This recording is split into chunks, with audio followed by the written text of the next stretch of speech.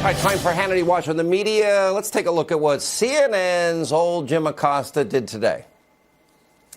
If folks are wondering whether or not we might see a bright, shiny object before the end of the day after that stunning news, the indictment of Roger Stone, one of the president's longtime advisors and friends, it appears we have one. The question is whether or not at this hour, Brianna, that bright, shiny object potentially light at the end of the tunnel in terms of this government shutdown.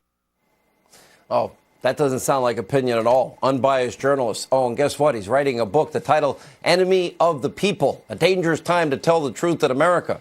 Yeah, dangerous if you're a conservative. Joining us now with reaction, American First Action Senior Advisor Sean Spicer, Fox News contributor Tammy Bruce.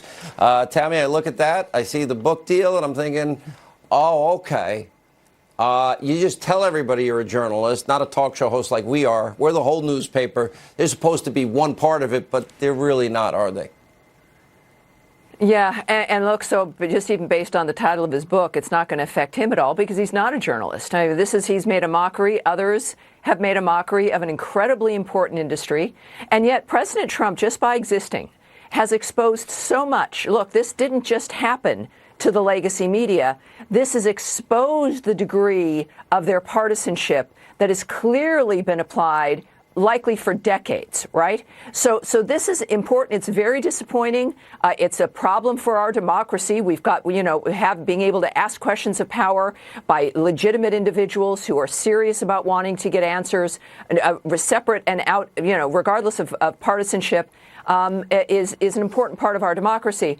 But we also were wondering when Acosta was doing all of his shenanigans at the press briefings, we thought he wanted his own show. Well, now we know it was for content for a book. I mean, that was what he was doing. This is, I think, clear. And I don't mind. If people have noticed, we've now had the longest stretch of not having a press briefing. I think perhaps Carl would maybe know the number in the history of since they returned with Bill Clinton. If you noticed, our lives are better. Right? We've not had the daily shenanigans of this particular person or the other individuals, and the American people remain informed. Mm-hmm. So hopefully the White House will continue to not do that. On the two big stories we have today, Sean, on the case with Roger Stone, nothing to do with Russia. If no Mueller, there's no chance of lying to Congress. We have the double standard issue. More importantly, on the wall, the president has showed a passion about life and death, safety and security, stood on principle. He's shown a reasonableness, willing to make concessions, willing to give them another time to do their job. They are on excursions and vacations and lobbyist-paid junkets. And eventually he'll act on his own. So I see that the president is showing the maturity that people say they want in him.